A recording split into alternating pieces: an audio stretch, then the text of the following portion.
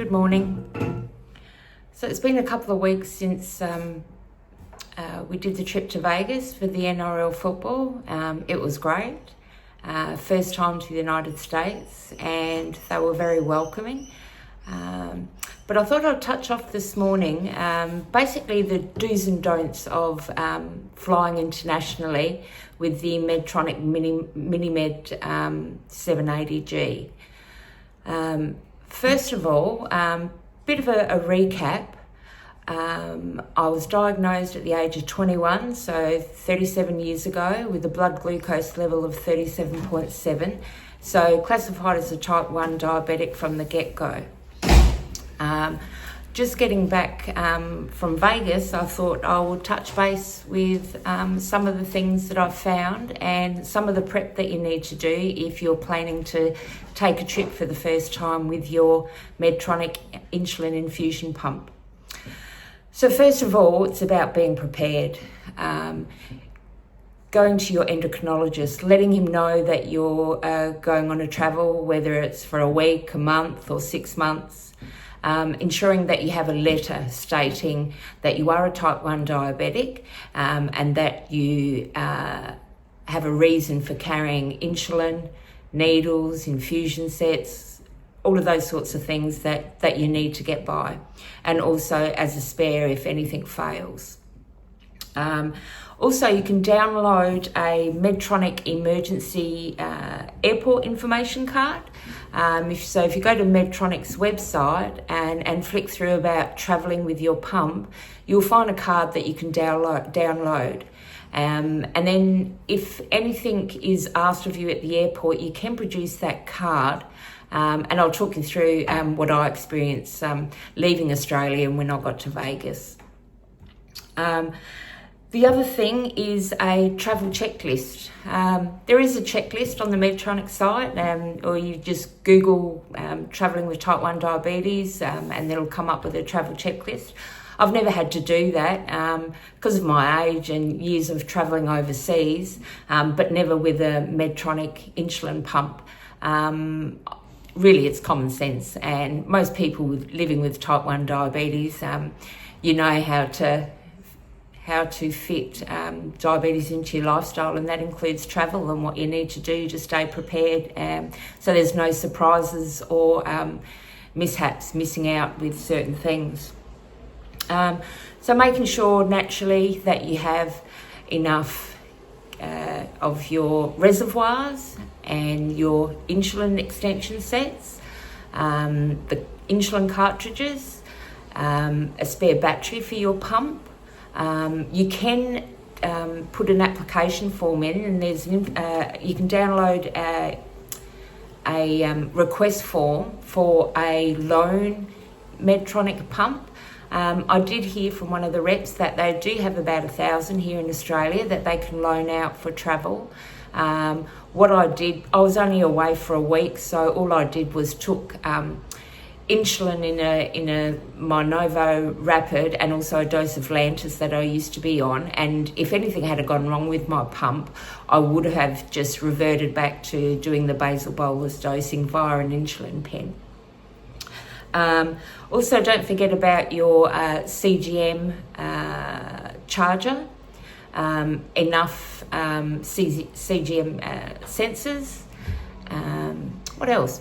I kept everything. I had a toiletry bag, and even though I was only going for a week, I did have to do one change when I was over there, but I took 2 extra in case one failed. I also ensure that I always take separate in my luggage, so I take so much carry-on, but then also take a spare insulin cartridges or pens in my pack luggage as well. Just in case I lose one, I've always got a spare in another area. Another thing, also lollies or whatever you use for treating hypos. I mean, everyone's got them whatever country you go to, but it's what you're used to, of how many you take or how many meals you drink of whatever fast-acting glucose that you have. Ensure that you take that with you, so you're running into any troubles, you've got it there. Okay, so I think that's about all for point number one, is the before you travel type of thing. Point number two I want to make is airport security, especially international flights. So when I first got to the international airport in Sydney, first time travelling with the Medtronic MiniMed 780G, I did read a little bit online, and my diabetes educator and the rep, they were great anyway. But for just peace of mind, I was told a couple of different things, and I just wanted to see what Medtronic actually advised. It is $9,000 for a pump, and I was aware that if you were to go through the x-rays or certain scanners, it can fry the computer chip in your pump, or, you know, the chip that's in your CGM sensor. So do not go through x-rays or scanners. Don't disconnect, because some of them will say, well, disconnect. When we were in Vegas coming back, there was a guy that went through, and I noticed he had a pump, but it didn't look the same as the MiniMed, and he just went through. And I'll speak about that when I get to the return trip part of it. But ask for an alternative screening for metal detectors. So basically, I was first told no, it was okay to go through. But Medtronic, on their with warranties and everything, they clearly state on the site that you should not go through, and you will have a guarantee of replacement if anything happens, because you've gone through a scan or an X-ray of any sort. So here in Australia, they were really great. The lady said to me, well, I can take you in a room and pat you down, or we can do it here. It's not like I had to get undressed, so I just stood there, she patted me down, I had to rub my hand over the insulin pump, and then they took a swab, and really I thought it was really thorough, and I'm happy to do that, because it means that it's keeping us safe in the air, because you never know what is attempted to get through onto an airline. So I felt really comfortable doing that, and it wasn't an issue, and it didn't take a lot of time. So that was that. However, just to let you know, on the way back, we got to Vegas. I'll talk a little bit about the foods and the people there. However, a point I want to make was I felt like I was really putting them out when I got to Vegas airport. I think the girl that was security when our luggage, our carry-on luggage was going through the scanning, I actually said to her, I have an insulin pump. The manufacturer advises that I'm not to go through a X-ray or scanning machine, because it can ruin the pump. And she said, oh, just disconnect, other people do. And I said, well, no, I'm not disconnecting. This is part of my life and part of my management, and there is an alternative. And I'm aware that you can pat me down and use a scanner, a handheld device to go over my body. She was really put out by that. I think she was having a nice little day on her phone, just watching people walk through, and it meant that I actually had to, she had to actually do something. So yeah, she was a bit put out and a little bit rude. In hindsight, I thought I should have given some feedback to her, or perhaps someone in management in charge of her, because she was actually quite rude. She patted me down. I didn't say anything because she told me to stop talking.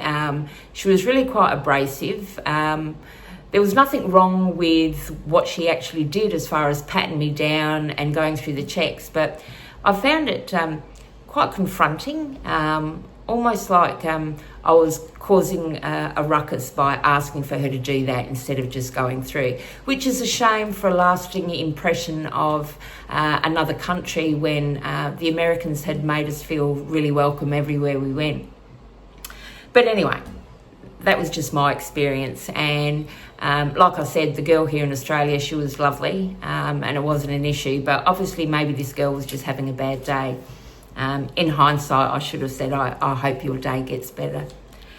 Anyway, on flight, so Medtronic advises you to not disconnect. However, I have heard other type 1 diabetics say that upon the flight leaving the ground and descending, that it could give artificial boluses because of the fact the pressures in the line and whatever. I'm not really into the physics of how that can happen, but I sort of get it. However, I chose to follow what Medtronic advised on their website, and I didn't disconnect, and I didn't have any issues. I had heard that you could have a hypo normally around the time when you're at the luggage, collecting the luggage after you land, so it's more likely as you're descending. All I recommend, and that's all I did, was just kept an eye. Just every 20 minutes, half an hour, I just quickly looked at my pump and checked what my blood sugar levels were doing. But other than that, I didn't have an issue at all. And I just followed what Medtronic said. And on their website, I found everything that they said easy to follow and also true to fact. So there was no issues there. Changing the date, it does tell you to change the date and time because of the fact that you're going to another country from a different time. And as it was, we'd left at 12 midday and arrived in the States 6 a.m. on the same day. But I checked with someone else who has the same pump and who is well travelled, and they said just for a week, don't bother changing the time. Medtronic advises you to change because of the algorithm and with your basal dosing with the infusion set, that it could misread what you're doing and what it's delivering to you. I don't think I found that an issue. It certainly didn't appear to be. If I was going for, say, 4 to 6 weeks, as we do normally travel for that length of time, I am more likely to, once I land at a destination with a different time, is to change it onto the time and date then, just so that it knows what time of the day it is, so it can mimic my usual algorithm and my usual daily routine. So just more frequent checkings, don't disconnect, and it's up to you about whether you want to change the date and time. But for a week, I didn't see that was really necessary. Now, first time in Vegas, and I'm hoping to pop some photos throughout this little video clip with the help of my son's girlfriend, Claudia, who's very greatly helping me out doing this stuff while I learn a little bit more about how to edit and how to make it more professional and smooth running. Food sizes. So, never been to the States before. Big people, big personalities, big food portions. Everything is big. Vegas is big. It was a great experience. Great if you're a drinker and a gambler, which I'm neither. But it was, the experience was great, and we were going for the rugby league for the NRL, and that was just brilliant. However, when it comes to the food, I did find that with food sizing and the amount of meat per veg type scenario, that it was really big on meat. So you've got to think of your protein. So just remember your proteins and your fats and your fibre or lack of fibre, I would say, in most of their meals, how it affects your absorption and your carbs and the effect that it has on your glucose, and when you spike and have troughs with your type 1 diabetes. So food size, didn't come across a lot of veggies. Again, we're on Vegas Strip, so it's not going to be everywhere in the States. But just remembering about those little tips. And fifth, enjoy your trip. Always just remember that there's diabetics all over the world, type 1s that have the insulin pump. And I knew that I had a helpline. I also have had my diabetes educator's contact on Messenger, who said she was more than happy if I ran into any troubles or needed any advice, she could help me out there. And basically it was not as eventful as I thought it would be, or an issue. It was quite seamless. Yeah, and I did the same on the way home. Didn't disconnect, got off the flight, wasn't really jet lagged, with lack of sleep. I got sat between Barry, my partner, who slept for 15 hours, a lovely lady who I met on the side, but again, there wasn't much room on the seat, so I sat there playing mahjong for 15 hours on the flight home. What else did I want to share? I think I'll do another video and just talk about what type 1 diabetes is, just for those that may not be aware of how your body works with insulin, where we get the insulin from, what it does, and why we have to inject it and why we can't just take it in a pill form. That might be for another conversation. So if you liked this chat, hit the like button, subscribe if you like, it doesn't cost you anything, and I'll see you in the next one. Have a good one.